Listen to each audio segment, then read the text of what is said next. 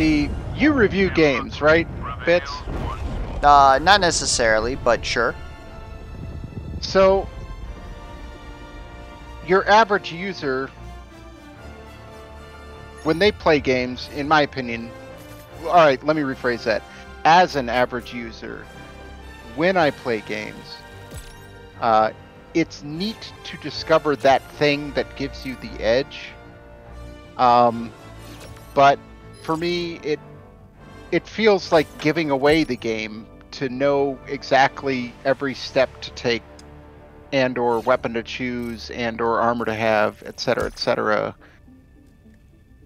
to do so. I Does that make actually agree. sense? No, that makes perfect sense. Because, you know, I spent my whole time figuring out exactly how Back for Blood worked, and I was immediately surrounded by a bunch of people who only believe that 5% of the game actually exists. And it killed me every single day. Welcome back, Helldivers.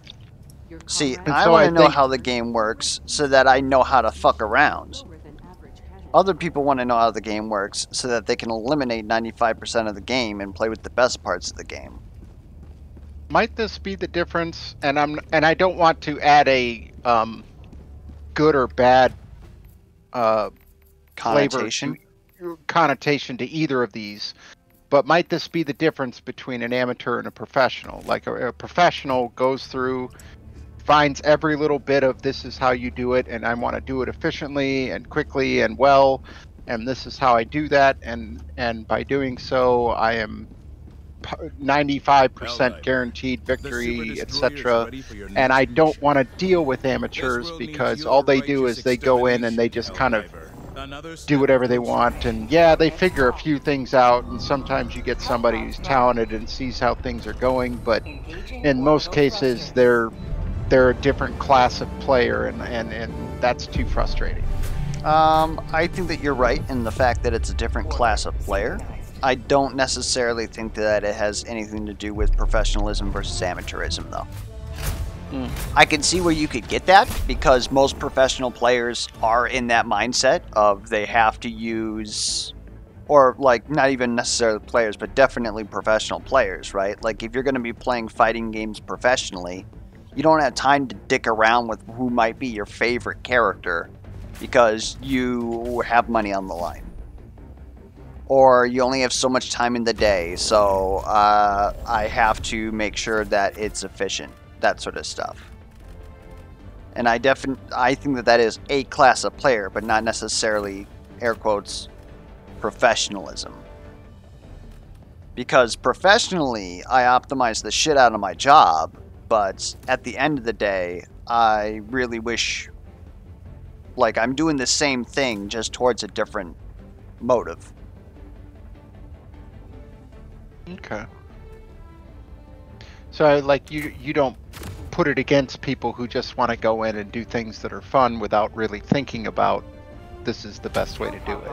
And Oh, when absolutely. I say that, I don't mean like in a game as I am playing it, I am looking at the situation and I'm trying to find the best way to do it. And that's not the same thing as, say, mapping it all out, or going to a YouTube and finding out how someone else who mapped it all out and picking that up and saying, all right, I'm going to go in, I'm going to do this, and that's how it's going to be.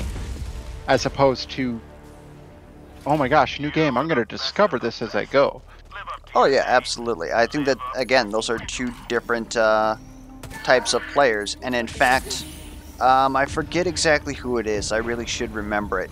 But there was actually a fighting game community, like, professional player who had a theory that there is 3 different types of players. And he's, of course, talking about, like, fighting games. But I think that it's also definitely true. And it's also a similar discussion that's had in, like, Magic the Gathering with Spikes, Timmies, and all whatever the fuck they call those.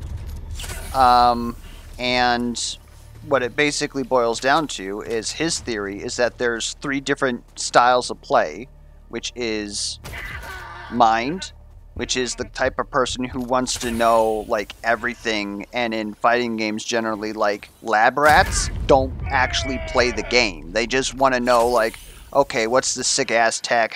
Can we link these combos? Stuff like that. Like, how does this juggle work? And that's all they want to do, is they just lab the game, right? Where I'm kind of in. Then you got the heart players who just play whoever the fuck they feel like they want to play. They don't care if it's the best character or that they don't know like their best combo, dude. They just want to play Ken. Just let me play Ken. I'm going to beat some ass and we're going to have a good time. And then definitely you have in the heart category. Yeah. Yeah, Well, same. mostly in the heart category. Yeah, I'm mostly in the mind, but then in the heart category. Then you have body players who are like, okay, I'm going to figure out how to do the best possible thing. I'm always going to have perfect execution, right? They always like work on their execution to make sure that they don't drop a combo. And they will usually take whatever the best odds are because they just want to play at the peak of their performance. And it's funny because if you know what kind of player you're up against, you know how to tilt that player. Because a body player, if they miss an input, it's worse than anything that you could ever possibly do to them. It sounds like self-flagellation, really. I mean, yeah, because they're seeking perfection is basically what it is. And I understand the mindset. In martial arts, that's the ultimate goal, to consistently be in the habit of seeking the best possible performance in everything that you do, down to this is the best way to breathe, you know. But it's not meant to be a framework that you should punish yourself for falling outside of. As a human being, it's impossible. So that has to be accepted as something that's going to happen. I ran out of stems. I think what you're getting at is it's a difference between a mentality of self-improvement versus self-perfection. Correct. Yes. And self-improvement is great. Self-perfection is self-defeating.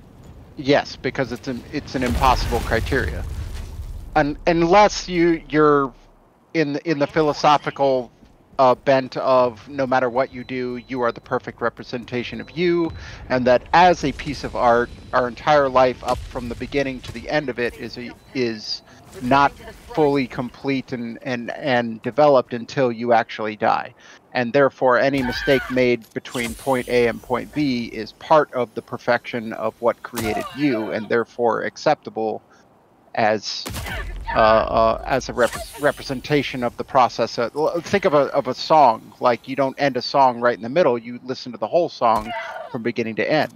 And so your life is like a song from beginning to end. And that's the beautiful part of it. Yes, some stuff is more exciting. Some stuff is a little more depressing. It depends on the song and how it's sung. But all of it is part of what makes it a good song. And then there's a minute 37, which is for the people who just say, I don't give a fuck. God damn it. Yes, you're right. But that's like, that's the bane of the lowest common denominator, if you ask me. Like, if ever there was a guideline, it's what works out, generally speaking. There's an exception to every rule. And then chest, and then we're good to go, boys. Right. Are you familiar with the Japanese concept of kintsugi? Is that repairing things with gold? Yes, that's the art of it, but it's also a philosophical concept similar to what you were saying, where the fact of exemplifying... Repairing it is not a shameful thing. Right, Repairing being broken... it shows that you cared about it. Yeah, no, it's even a little bit deeper than that, is that all things are broken, and it's not to be ashamed of that you were broken once, because the fact that you were broken is actually what makes you beautiful.